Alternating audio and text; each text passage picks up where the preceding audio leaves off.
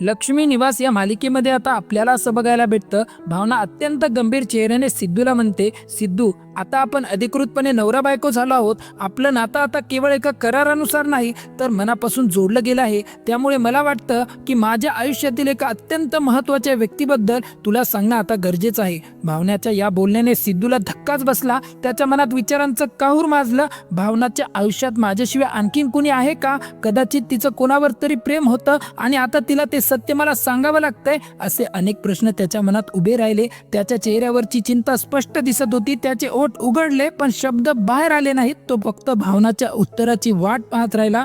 त्याच्या हृदयात एक अनामित धडधड सुरू होती.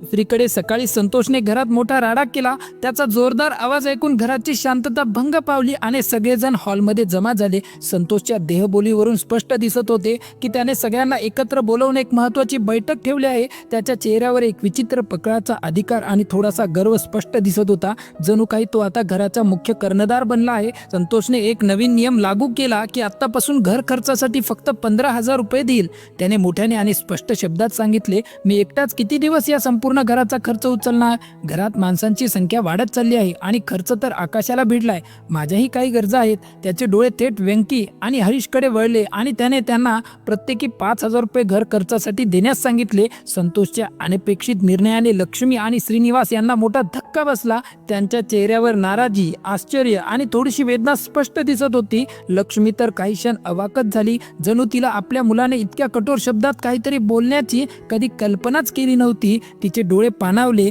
पण तिने स्वतःला सावरली. संतोष इतक्यावरच थांबला नाही. त्याने आनंदीबद्दलही वाईट बोलण्यास सुरुवात केली आणि तिला घरात आणल्याबद्दल नाराजी व्यक्त केली. त्याच्या बोलण्यात कटुता आणि उपहासाचा सूर होता. ही आनंदी घरात आल्यापासून खर्च आणखीन वाढलाय. तिच्या दुधाचा, तिच्या खाण्याचा खर्च आणि आता कुणाकुणाचं ओझं उचलायचं, तो उपहासाने म्हणाला. त्याच्या आवाजात एक प्रकारची तिरस्काराची भावना होती. वीणा संतोषला समजवण्याचा प्रयत्न करत म्हणाली, संतोष असं काय बोलतोयस?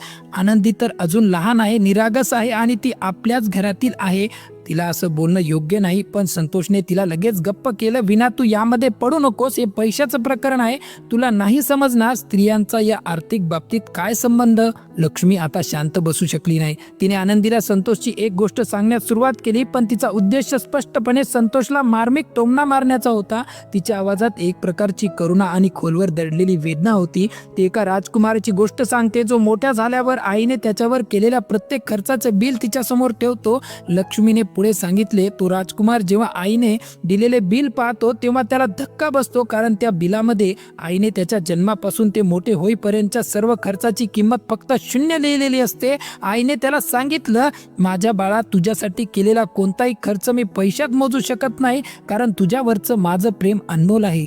हे ऐकून संतोषच्या चेहऱ्यावरचा रंग उडाला. त्याला लगेच समजलं की लक्ष्मी त्यालाच टोमणा मारत आहे. त्याच्या चेहऱ्यावर थोडासा राग, अपराधीपणा आणि अस्वस्थता दिसली पण त्याने ते लवकरच लपवण्याचा प्रयत्न केला. जणू काही त्याला काही फरकच पडत नाहीये. संतोषने आता थेट लक्ष्मी आणि श्रीनिवासला जास्त मुले जन्माला घातल्याबद्दल दोष देण्यास सुरुवात केली.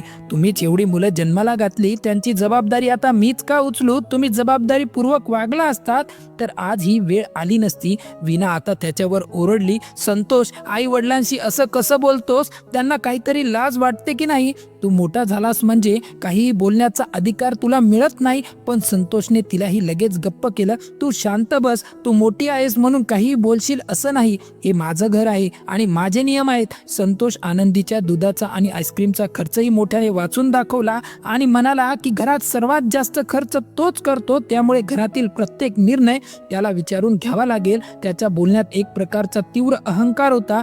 जणू काही तोच या घराचा एकमेव सर्व आहे आणि त्याच्या मर्जीशिवाय काहीही चालणार नाही. दुसरीकडे जयंत आणि जान्हवीचे वेगळेच चालले होते. जयंतला वाटत होते की जान्हवी सशाच्या मागे लागून त्याला पुरेसा वेळ देत नाहीये. त्यामुळे त्याला सशाचा खूप राग आलेला होता. त्याच्या मनात सशाबद्दल सुडाची भावना होती आणि त्याला सशाचा कायमचा काटा काढायचा होता. त्याने सशाला हातात पकडले आणि त्याला धमकावत म्हणाला, मी तुला आता ढगात पाठवणार आहे. तू आमच्या दोघांच्या मध्ये काय येतोस नेहमी? तुला काय वाटतं की तू खूप हुशार आहेस? त्याच्या चेहऱ्यावर एक क्रूर आणि कपटी हास्य होते. तेवढ्यात जान्हवी कॉफी घेऊन तिथे आली आणि जयंतला सशासोबत पाहिले. जयंत जयंतला पाहताच तो लगेच नाटक करायला लागला, जणू काही ससा त्याच्या खुशीत प्रेमाने आला आहे आणि तो त्याला खूप लाड करत आहे. तो सशाला कुरवाळत असल्याचा आव आणला. जान्हवीला त्याचे हे नाटक कळले नाही. ती हसली आणि सशाला जयंतकडून प्रेमाने घेऊन गेली. जयंतला आतल्या आत खूप राग आला आणि तो मनातल्या मनात सशाला ढगात पाठवण्याची म्हणजेच त्याला संपवण्याची शपथ घेऊ लागला. या सशाच्या प्रकरणामुळे जयंतचे खरे सत्य जान्हवी समोर येऊ शकते आणि तिच्या नातेसंबंधातील सर्व कारस्थानांसाठी जयंतच जबाबदार आहे हे तिला कळू शकते. त्यामुळे त्यांचे नाते कायमचे धोक्यात येऊ शकते आणि जान्हवीला सत्य कळाल्यावर तिचा जयंतवरील विश्वास पूर्णपणे उडू शकतो.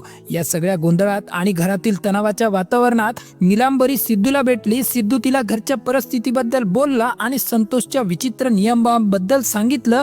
नीलांबरीने त्याला सांगितलं की ती त्याला उघडपणे पाठिंबा देऊ शकत नाही, कारण ती या घरची सून आहे आणि तिला ही भीती वाटते. तिच्या आवाजात एक प्रकारची हतबलता आणि निराशेचा सूर होता. ती म्हणाली, या घरात सुनांचे काही चालत नाही सिद्धू, आम्ही फक्त ऐकण्यासाठी असतो. आम्हाला आमचं मत मांडण्याचा किंवा कोणताही निर्णय घेण्याचा अधिकार नाही. आम्हाला काही बोलायचे, त्याचे परिणाम भोगावे लागतात. सिद्धूला वाटलं की नीलांबरीचे म्हणणे अगदी बरोबर आहे आणि तिलाही भावनासारखीच भीती वाटत आहे. यामुळे त्याच्या मनातील भावनाबद्दलच्या सहानुभूतीची भावना अधिक वाढली. त्याला जाणवलं की या घरात केवळ तोच नाही तर इतर स्त्रिया देखील दुःखी आहेत आणि त्यांनाही स्वातंत्र्याची गरज आहे.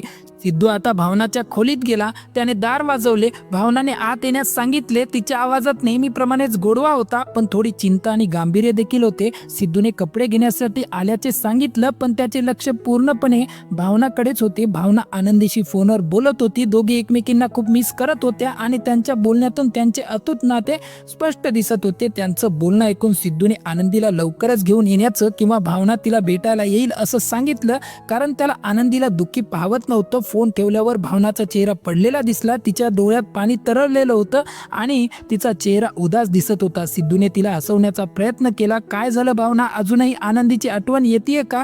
काळजी करू नकोस, तिला लवकरच आपण इथे आणू. पण भावनाने त्याला थांबवलं आणि म्हणाली की तिला त्याच्याशी एक अत्यंत महत्त्वाचं रहस्य सांगायचं आहे. तिच्या चेहऱ्यावर गांभीर्य होतं. ती म्हणाली, सिद्धू, आता तू माझ्या आयुष्याचा एक महत्त्वाचा भाग आहेस. माझा अधिकृत नवरा आहेस. आपलं नातं आता एका कागदापुरतं मर्यादित नाही तर ते मनापासून जोडलं गेलं आहे. त्यामुळे मला हे सत्य तुला सांगणे गरजेचं वाटतं.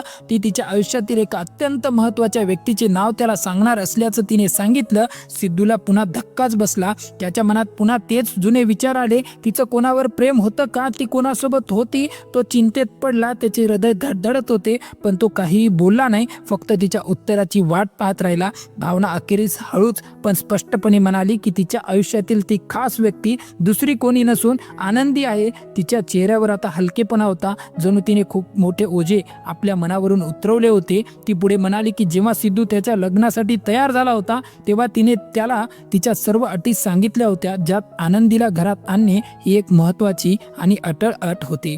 तर मित्रांनो, आजचा एपिसोड इथे संपतो. आजचा व्हिडिओ तुम्हाला आवडला असेल तर व्हिडिओला एक लाईक नक्की करा आणि असेच मालिकेचे अपडेट बघण्यासाठी आमच्या चॅनलला सबस्क्राईब करून ठेवा. आता भेटू पुढच्या व्हिडिओमध्ये.